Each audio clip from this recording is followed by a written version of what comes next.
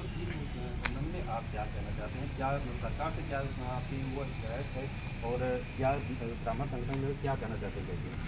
देखिए, सरकार से तो बहुत बड़ा शिकायत है और दर्द है। जब अपनों से चोट लगती है तो बड़ा कष्टकारी होता है। भारतीय जनता पार्टी का बदनाम वोटर ब्राह्मण समाज है और भारतीय जनता पार्टी की ही सरकार में 4 नरसंहार ब्राह्मणों का हुआ। इलाहाबाद में आपके प्रतापगढ़ में हुआ था ऊंचाहार कांड, रायबरेली वाला। प्रतापगढ़ में निर्मम हत्या हुई ब्राह्मण पुत्र की 2-2। और सबसे बड़ा ये चैलेंजेबल घटना फतेहपुर के रुद्रपुर में देवरिया में हुई है। ये दिल दहला देने वाली घटनाएं हैं। उससे 2-4 दिन पहले आपके सुल्तानपुर में 2 घटना हुई। दुर्भाग्य है कि अपनी सरकार में और इस तरह के जानवर जैसे ब्राह्मण काटे जा रहे हैं जो इस सरकार के मूल वोटर हैं। अब इससे बड़ा दुर्भाग्य और दुखद स्थिति क्या हो सकती है? पूरा ब्राह्मण समाज उत्तर प्रदेश का भयभीत और दुखी है, आक्रोशित है। और इतना विलंब हो गया कि गिरफ्तारी तक अपराधियों की नहीं हो रही है। हम तो ये कहेंगे कि ये जो सातिर अपराधी पुष्पवित पल्लवित संरक्षित हो रहे हैं इस सरकार में, ये अपराधियों का खुला चैलेंज उत्तर प्रदेश सरकार और उत्तर प्रदेश सरकार के मुखिया माननीय योगी आदित्यनाथ जी को है।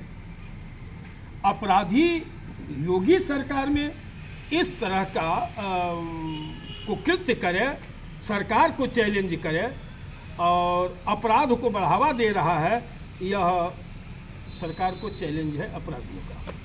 अच्छा, ये सरकार को चैलेंज है, ये राष्ट्रीय जी कह रहे हैं। और हम अध्यक्ष जी जानते हैं, अध्यक्ष जी ऐसे तमाम ब्राह्मण संगठन चल रहे हैं जो कि सिर्फ फेसबुक और व्हाट्सएप तक ही सीमित रह जाते हैं। हमने नहीं देखा कि सड़कों पर आए। एक ऐसा राष्ट्रीय ब्राह्मण संगठन है जो कि अखिल भारतीय ब्राह्मण महासभा राह ही एक ऐसा है जो कि सड़कों पर आके काम करता है। तो और संगठन के बारे में क्या कहेंगे? देखिए, इस संगठन में चरित्र बल है, वसूल है, सिद्धांत है और लक्ष्य है। मेरे नेतृत्व में संगठन चल रहा है तो मेरा कोई कार्यकर्ता सांसद, मंत्री, विधायक बनने के लिए हमारे साथ और हमारी मुहिम में नहीं है।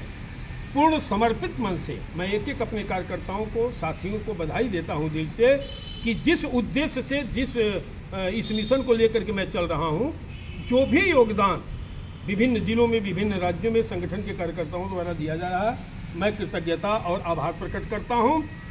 और यह एकमात्र संगठन है कि देश का कोई भी राजनेता, राजनीतिक दल या पार्टी, मैं खुलेआम चैलेंज करता हूं आपके सम्मानित चैनल के माध्यम से, कि किसी की खरीदने की हैसियत इस संगठन को और संगठन के कार्यकर्ताओं को नहीं हुई।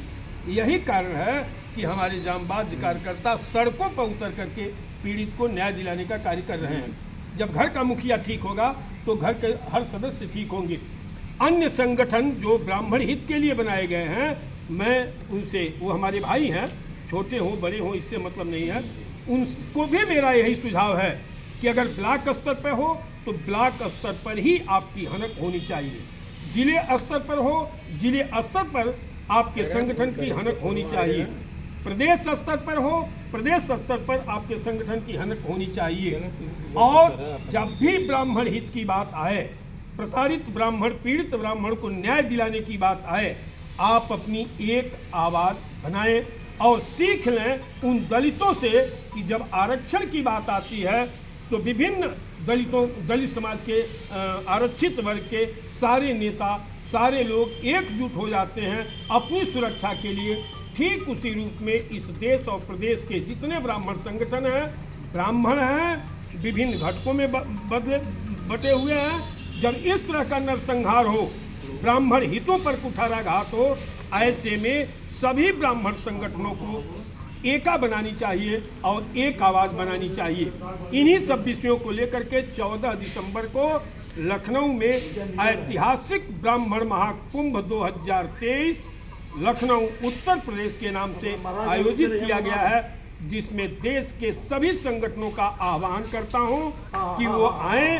सभी वर्गों के लोगों को आमंत्रित कर रहा हूं। विभिन्न दलों में स्थापित सांसद, मंत्री, विधायक जो हमारे समाज के हैं उनको आमंत्रित कर रहा हूँ, सभी संगठन के लोगों को आमंत्रित कर रहा हूँ कि वो आएँ और अपने विचार दें कि कैसे हम अपने समाज पर हो रहे आघात को रोकें, कैसे उत्पीड़न को रोकें, कैसे अपने अधिकार की प्राप्ति के लिए लड़ाई लड़ें। लोकतांत्रिक तरीके से, कि हम ब्राह्मण हैं, लोकतांत्रिक तरीके से हम लड़ाई लड़ेंगे।